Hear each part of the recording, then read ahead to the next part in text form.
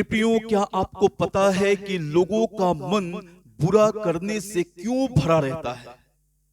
आज बड़े आनंद के साथ में लोग पाप कर रहे हैं, बुराइयां कर रहे हैं, अधर्म के काम कर रहे हैं, वो हर एक गंदे काम कर रहे हैं, लोग से झूठ बोलते हैं, छल करते हैं, धोखा देते हैं, क्योंकि आज उनको किसी प्रकार का कोई डर और भय नहीं है।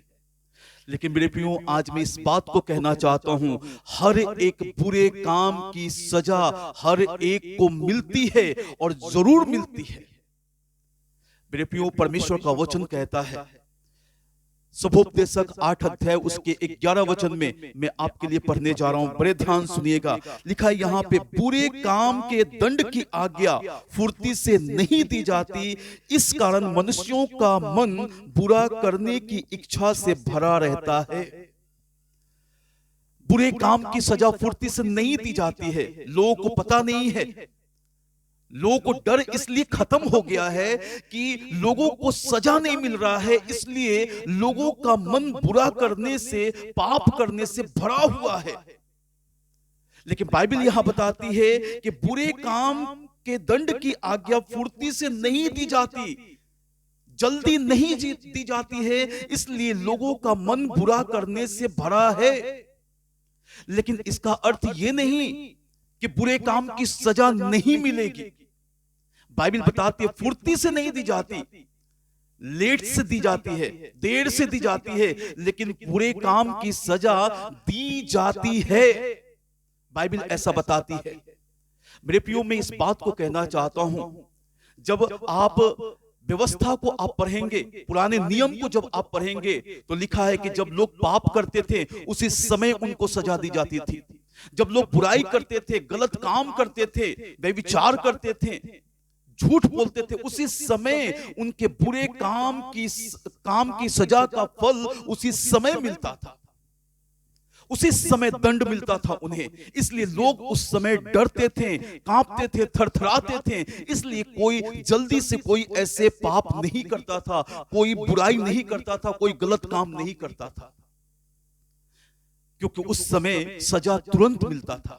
आज सजा जल्दी नहीं मिलता है, आज दंड सही जल्दी नहीं मिलता, जिस कारण से लोगों का मन बुरा करने से भरा रहता है। लेकिन आज मैं इस बात को कहना चाहता हूं, शुभोपदेशक में लिखा है 11 अध्याय उसके 9 वचन में, हे जवान, अपनी जवानी में आनंद कर और अपनी जवानी के दिनों में मगन रह, अपनी मनमानी कर और अपनी आंखों की दृष्टि के अनुसार चल, परंतु यह जान रख कि इन सब बातों के विषय परमेश्वर तेरा न्याय करेगा।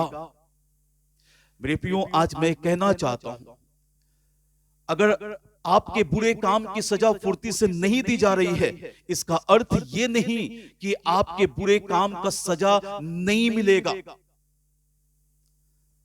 इस बात को याद रखिए। बाइबल बताती है, हे जवान, अपनी जवानी में आनंद कर। आज लोग पाप में आनंद कर रहे हैं, बुराइयों में आनंद कर रहे हैं, हर प्रकार के गंदे काम को करके आनंद कर रहे हैं। किसी को दुख पहुंचा के उनको बड़ा सुकून मिलता है, बड़ा आनंद मिलता है, खुशी मिलती है।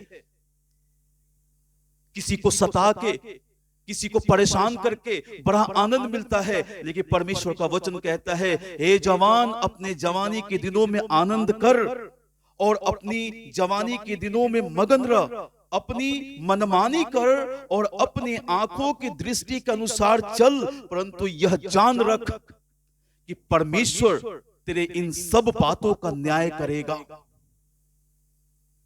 हालेलुया। न्याय से कोई आज तक ना बच पाया है और ना बच पाएगा। परमेश्वर हर एक का खराई से न्याय करता है, परमेश्वर सच्चाई से न्याय करता है, और परमेश्वर के न्याय से कोई भी नहीं बच पाया है। यदि धर्मियों ने भी पाप किया तो परमेश्वर ने उनको सजा दिया है, अधर्मियों ने पाप किया, परमेश्वर ने उनको सजा दिया है।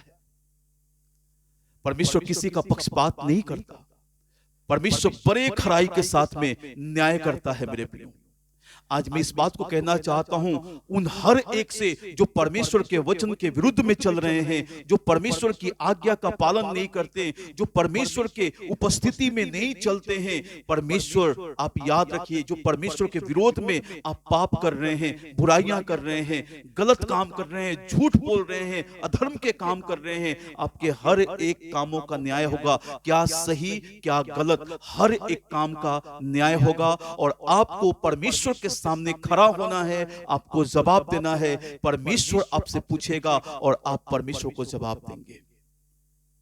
इसलिए मेरे प्रियो, मैं कहना चाहता हूं कि आज इस धरती पे जब तक प्रभु यीशु इस धरती पे नहीं आ रहे हैं, जब तक प्रभु यीशु न्याय करने के लिए नहीं आ रहे हैं, तब तक आपके और मेरे लिए, हर इस संसार के हर एक व्यक्ति के लिए मौका है। लेकिन यहां से जाने के बाद, इस शरीर को त्यागने के बाद, ये आत्मा जब शरीर से निकल जाएगा, उसके बाद कोई भी पछतावा नहीं है, कोई भी माफी नहीं है। उस समय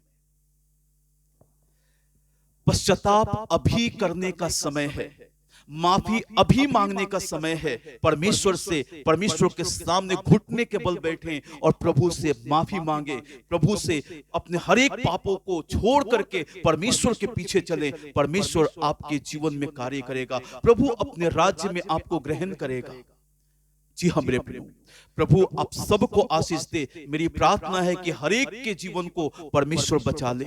मेरी प्रार्थना है कि हर एक के जीवन में परमेश्वर कार्य करे, पवित्र आत्मा की उपस्थिति हर एक के जीवन में आए और पवित्र आत्मा पिता के मार्ग में अगुवाई करें। आज ये मेरी प्रार्थना है। प्रभु आप सभी को आशीष दे।